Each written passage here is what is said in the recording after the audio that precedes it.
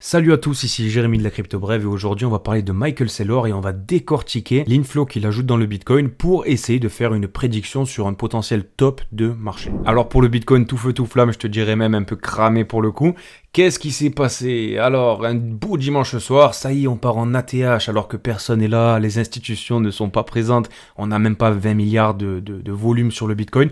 Et là, on part en ATH, c'est parti, direction les 106 000 $. Souvenez-vous bien de ça, les amis, un dimanche soir, lorsqu'il n'y a pas de volume, c'est souvent la première direction qui est la mauvaise. Si on commence à faire un pump sur le Bitcoin, en plus, tu vois, on avait un espèce de beau biseau, un beau triangle de compression là, on pète vers le nord, il n'y a personne pour réagir. Du coup, tout le monde se connecte rapidement sur le téléphone, achète, et là, termina res barbes.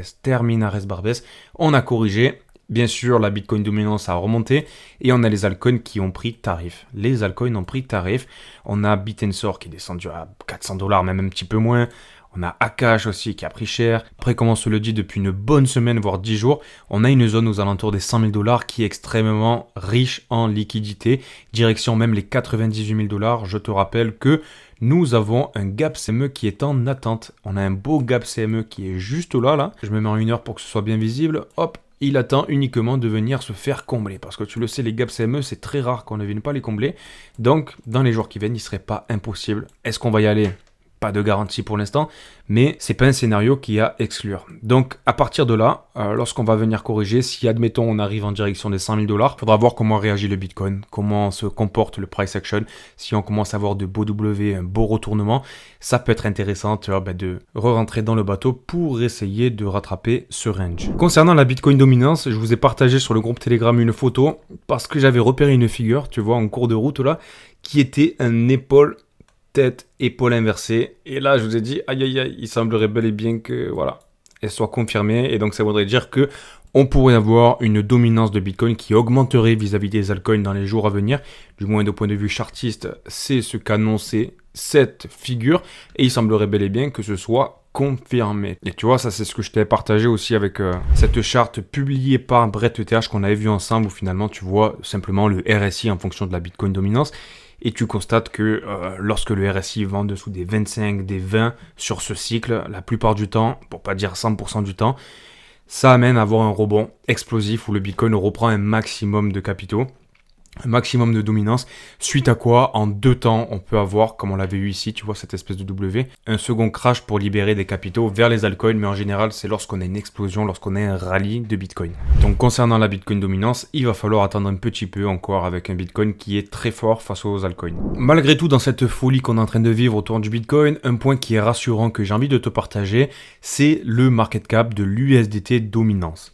Donc, tu la connais cette charte, en général tout le temps, lorsque les crypto-monnaies sont amenées à pumper, tu as cette charte qui descend parce que ça veut dire que finalement, l'USDT prend de plus en plus de place, les gens se dérisquent des altcoins, vont acheter de l'USDT. Cette charte, elle monte. Lorsqu'elle descend, celle-ci là, lorsque tu as un crash vers le bas, ça veut dire que les gens vendent de l'USDT pour acheter des altcoins, pour acheter du Bitcoin. C'est symptomatique d'un marché qui se porte bien. Ce qu'on est en train de voir pour l'instant, le Bitcoin, il nous a fait une petite mascarade, on va dire ça comme ça. La dominance de l'USDT a réaugmenté un petit peu et comme tu peux le constater actuellement, on est en train de faire un canal, un fameux canal aussi avec une jambe baissière qui t'amène à l'intérieur. Donc on est en train de répéter le même schéma qu'on a eu à la fin avril. D'un point de vue statistique, lorsque ce canal va péter, il va t'amener vers le bas. Il va t'amener vers le bas et c'est bel et bien ce qui s'était passé. Et en plus, c'était vraiment au poil de près parce qu'on avait eu la même jambe baissière en sortie. Mais vraiment pile poil quoi.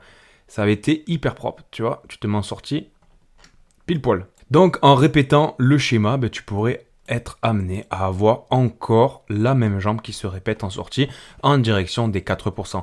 Quand est-ce que ce canal va céder ? Écoute, on verra ça ensemble dans les jours qui viennent, dans les semaines qui viennent. Qui sait ?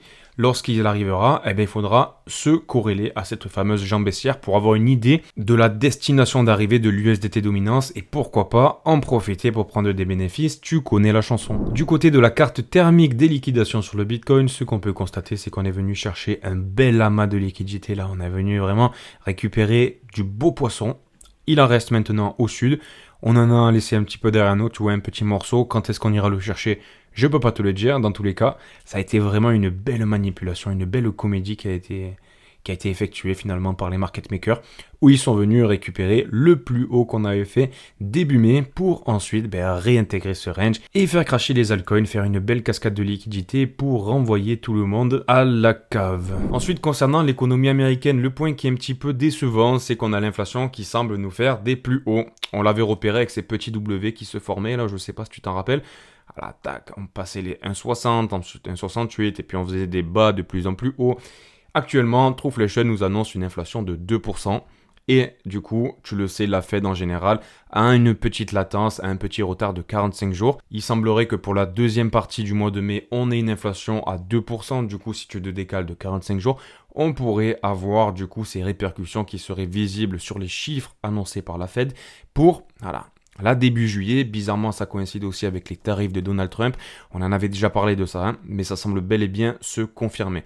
Donc, on verra ça ensemble, mais dans tous les cas, il semblerait bel et bien que l'inflation souhaite reprendre un peu de force. Ensuite, petit rappel concernant les dates qu'on s'était fixées ensemble, tout ce qu'on a étudié ces dernières semaines, il ne faudra pas l'oublier si on commence à réavoir de l'euphorie, qu'on voit nos portefeuilles qui prennent des 10-15% par jour, il ne faudra pas oublier ce qu'on a vécu les amis et tout ce dont nous avons parlé du coup pendant plusieurs semaines, nous avons beaucoup travaillé sur ces analyses et il ne faudra pas l'oublier, il faudra les garder à l'œil parce que tu le sais, lorsque ça va corriger, eh bien ça va faire mal à tout le monde. Bon, donc on a ces dates là, on n'oublie pas qu'on a le remboursement de FTX qui arrive le 30 mai 2025, donc il y a de l'argent frais qui va être distribué à des personnes qui connaissent la crypto-monnaie, qui étaient là à minima depuis 2022-2021. Tu te rappelles qu'on peut l'interpréter de deux manières différentes. La première, c'est de se dire que, ok, si on a bien performé, peut-être qu'ils vont essayer de re-rentrer pour essayer de grappiller quelques points, notamment sur de l'altcoin season, si on n'a pas encore eu une explosion, tu vois, de nos altcoins chéris.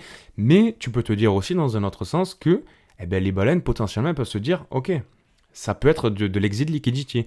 Je peux me servir de cet argent qui va rentrer dans le marché pour pouvoir sortir de mes positions. Et du coup, c'est à double tranchant. Donc cette zone-là, le 30 mai, c'est vraiment à garder à l'œil. Dans un second temps, on a aussi la M2 Money Supply plus 70 jours, et je te dirais même plus 80 jours. Rappelle-toi, on avait été corrélé à peu près à 80 jours avec le moment où le Bitcoin s'est corrélé finalement avec cette latence à cette charte qui a explosé, ok ? Et donc, en partant de ce principe-là, ce que tu peux constater qui semble bel et bien se confirmer pour l'instant, c'est qu'on a un top qui est aux alentours, tu vois, du 6 mai, potentiellement fin avril, 6 mai, tu vois, donc on a un petit intervalle là de confiance. Tu te décales de cet intervalle de 80 jours, parce qu'en général, voilà, le Bitcoin, il aime bien suivre cette tendance, donc tu te décales de 70, 80 jours, et tu arrives dans cette zone qui correspond aussi à la zone de reprise des tarifs douaniers et du coup la fin de cette pause tarifaire qu'a instauré Donald Trump. Même s'il y a des accords qui auront été trouvés avec la Chine, avec l'Inde, avec n'importe quel pays, ça va quand même ajouter encore de l'incertitude, ça va encore ajouter potentiellement énormément de friction, donc il faudra garder ça à l'œil. Ensuite, petit point concernant l'or et la M2 Global Liquidity. Tout à l'heure, j'ai analysé, tu vois, moi j'aime bien fouiller, j'aime bien aller voir les choses que personne ne regarde, j'aime bien mettre les mains dans le cambouis, quoi, on va se le dire. Et ce que j'ai constaté, c'est que en fait, elles se superposent de fou. La M2 Global Liquidity et la charte de l'or en daily, elles sont quasiment identiques. Regarde-moi ça. Donc c'est plutôt fou et tu vois la déduction que je te ferai à chaud, c'est de te dire que en fait, la M2 Global Liquidity à travers le monde, finalement, c'est l'argent qui a été imprimé à travers le monde, la supply, l'argent frais qui est rentré. Avec l'incertitude, les tarifs douaniers, avec toutes les galères qu'on a connues ces derniers temps, les gens, ils ont eu peur. Et forcément, quand tu as peur, qu'est-ce que tu fais ? Tu vas dans une valeur refuge par excellence. Et quoi de plus refuge que l'or ? Donc tu le vois bien, on a un mimétisme, on a une transparence entre ces deux courbes. L'argent qui a été imprimé est parti dans l'or. Sauf que là, on commence à avoir une petite décorrélation. Et ça, c'est plutôt intéressant. Pourquoi ? Ça veut dire que ça confirme bien, finalement, le fait qu'on a un changement du sentiment finalement, comme tu peux le voir là. Regarde, on est en 4 heures. Lorsque l'argent augmentait, on avait l'or qui augmentait. C'était vraiment hyper symétrique. Là, depuis maintenant le 12-13 mai, on a l'argent qui fait des petits pumps, d'accord ? On ne parle pas de 5-10% d'augmentation, ok ? Mais on a l'or qui se décorrèle, qui est en divergence. On a de plus en plus d'argent qui est créé, même si on commence à toucher un top, d'accord ? Mais bref, à court terme, on a de plus en plus d'argent qui est créé et on voit que l'or est en train de diminuer. Ça veut dire que l'or est en train de respirer et les gens commencent à reprendre confiance. Et ça se reflète bien aussi avec le S&P 500 qui a fait un comeback en direction de son précédent ATH aux alentours des $1150. Et tu le vois bien, voilà, là on n'a pas de divergence. La M2 Money Supply, elle est en convergence maintenant avec les indices américains, donc pour l'instant ça va dans le bon sens. Du côté des ETF, on a terminé la semaine dernière avec de l'inflow, on a eu plus 260 nouveaux bitcoins qui ont été achetés via BlackRock et via Arkham, ok. Donc on a fait plus 260, c'est sympa, à court terme on fait un petit plus haut, et encore, ouais, plus haut que le précédent, que le jour d'avant, mais tu le sais, à moyen terme, ce qu'on regarde pas mal là, ces ETF via CoinMarketCap, on a une charte qui est plutôt sympathique, que je te conseille d'aller checker de temps en temps. On aimerait voir une semaine vraiment dans le vert, où on ajouterait plus de 3 milliards de dollars via les ETF de Bitcoin, parce que jusqu'à présent, on a une augmentation de l'inflow qui rentre sur les ETF, mais on a un retournement de la direction, ça veut dire qu'on en achète de moins en moins, on en achète toujours, mais on en achète de moins en moins. Donc on a une pression acheteuse qui vient via les ETF qui est en train de diminuer et on n'aime pas trop ça. On avait regardé ensemble que en général, voilà, lorsque tu commences à voir les ETF qui rentrent toujours, mais qu'on a un retournement de la situation, du moins de la tendance, eh bien ça t'amène à avoir le Bitcoin qui a de moins en moins de force. C'est ce qu'on avait vu ensemble. Ensuite, du côté de Michael Saylor, il nous a annoncé sur Twitter qu'il allait encore faire des achats de Bitcoin avec MicroStrategy.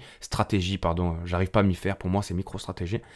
Il nous a partagé la charte de Bitcoin avec un nouveau point orange et donc ça annonce qu'on va avoir encore de la liquidité qui va rentrer sur le BTC. Mais du coup, ce que j'ai fait ce week-end et que je te partage, c'est l'évolution de l'inflow d'ETF via MicroStrategy. Tu le sais, on a étudié vis-à-vis des ETF de Bitcoin et du coup, ça te permet d'avoir une tendance à voir comment est-ce que évolue la pression acheteuse vis-à-vis des ETF. Mais je me suis dit, pétard, pourquoi je le fais pas avec MicroStrategy? Ils achètent des centaines de millions très régulièrement, c'est pour pas dire des milliards de dollars. Et donc c'est ce que j'ai fait. Du coup j'ai pris l'historique d'achat de MicroStrategy de tous les bitcoins qu'ils ont achetés finalement. Et donc t'en as un paquet, ça dure depuis maintenant 2020. J'ai demandé à ChatGPT de me faire une espèce de petite courbe, donc du nombre de bitcoins en dollars accumulés par MicroStrategy en fonction de la date. Et c'est bel et bien ce qui m'a filé. Donc là tu as le nombre de bitcoins achetés en fonction de la date. Ok. Et ce que tu peux constater, c'est que, voilà, j'ai mis le graphique depuis 2024 parce que maintenant, voilà, je te rappelle que pour moi en tout cas, les cycles sont bien différents sur la manière, la philosophie, la narrative. On n'agit plus de la même manière, on ne monte pas en ligne droite pendant un an. Maintenant, on a plusieurs bull run et plusieurs bear market au sein de même cycle. Bref, et comme tu peux le constater avec cette charte, on a des pics, des bottoms, voilà, il y a une tendance, ok. Et du coup, on a eu énormément de Bitcoin qui avaient été achetés à la mi-novembre, ok.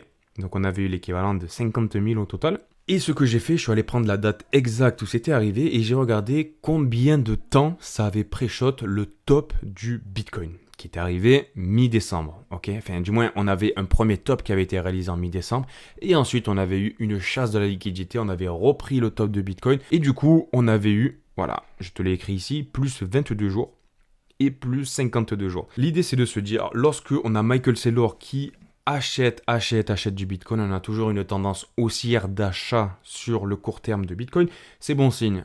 En revanche, lorsque on commence à avoir un pic et ensuite on fait des tops de plus en plus bas, ça veut dire que même s'il achète encore du Bitcoin, il a baissé la cadence. Et ça fait une pression acheteuse qui est plus basse. Et tu peux constater qu'on a pré-shot le premier sommet historique de Bitcoin à 22 jours d'avance et le second à 55 jours. Comme tu peux le constater, en avril, on a fait un pic, tu vois, qui était plus haut que le précédent. On avait fait une belle tendance haussière, tu vois, avec de beaux W là, tac, tac, tac. Tac. Suite à quoi on a eu des sommets qui ont été de plus en plus bas, ok. Donc on a entamé des M, et qui dit M dit tendance baissière, jusqu'à preuve du contraire. On va voir dans les jours qui vont arriver, s'il nous fait un inflow là, tu vois, qui casse le plafond qu'on a au-dessus de nous, qu'on commence à refaire des W, ça va changer la fin de l'histoire. Mais là, ce que nous dit la charte, c'est que ce pic, tu vois, tu peux considérer qu'on pourrait avoir potentiellement, en se basant sur ce qu'on a eu factuellement dans le passé, fin 2024, un pic qui pourrait arriver 22 jours après du coup la début du mois d'avril jusqu'à 55 jours pour avoir le véritable top. Du coup cette histoire de 22 jours, eh bien ça tombe cette semaine, voilà. Et les 55 jours, ça tombe, du coup tu rajoutes tout bêtement 23 jours. Donc là aussi tu vois, ça avait convergé avec le fait qu'on devrait potentiellement prendre des bénéfices, on devrait commencer à se décharger avant que les tarifs douaniers de Donald Trump ne ressurgissent. Donc on va suivre ça de près et puis si on a des infos qui sont supérieurs aux précédents, dans tous les cas, je ne manquerai pas de te le dire, donc n'hésite pas à t'abonner pour suivre ce qui va se passer. Ensuite, une nouvelle qui est pas très bullish, qui est un petit peu bearish pour le coup d'un point de vue économique concernant les États-Unis. On a Moody's qui a dégradé la note des États-Unis qui était anciennement AAA. Et bien là, c'est terminé. Pour la première fois de l'histoire, on a les USA qui perdent leur AAA auprès des 3 grandes agences. Les raisons qui sont du coup notifiées, c'est que le déficit attendu à 9% du PIB en 2035, c'est des prévisions, contre 6,4 en 2024, une dette publique qui explose à 29 000 milliards de dollars, et une fiscalité de Donald Trump qui creuserait le déficit de 5 200 milliards de dollars sur 10 ans. La fiscalité, tu le sais, il souhaite faire des gros cuts vis-à-vis des impôts des Américains. Et donc la question à se poser maintenant, c'est est-ce que le marché va ouvrir une nouvelle semaine en considérant que c'est une mauvaise nouvelle? Est-ce qu'il va être plutôt frileux vis-à-vis de cette notation? Ou est-ce qu'il va s'en battre les cacahuètes? Dans tous les cas, on verra ça ensemble. Mais pour faire une petite comparaison, la France avait perdu sa notation AAA le 13 janvier. Ouais. Et si tu regardes sur le CAC 40, ce que tu peux constater, c'est que finalement les répercussions, donc c'est à peu près ici, tu vois, donc on avait même augmenté. Donc finalement sur le CAC 40, on était passé des 3100 $, on était monté aux 3500. Bon, suite à quoi, on avait une petite correction, mais bon, toujours est-il que à court terme, à micro-court terme, tu vois, il se passe pas grand-chose, du moins. Avec la France, il ne s'était pas passé grand-chose. On va voir ce qui va se passer pour les États-Unis. Est-ce qu'il y aura des répercussions? On suivra ça ensemble, mon cher ami. Donc on s'arrête là pour aujourd'hui, mais je te donne rendez-vous demain à 5h du matin. N'oublie pas de t'abonner si tu ne l'es pas déjà. Un petit like, un commentaire pour me récompenser. Ça ne fera pas de mal. Moi, ça me fait du bien. Prends soin de toi. Bisous. Ciao, ciao.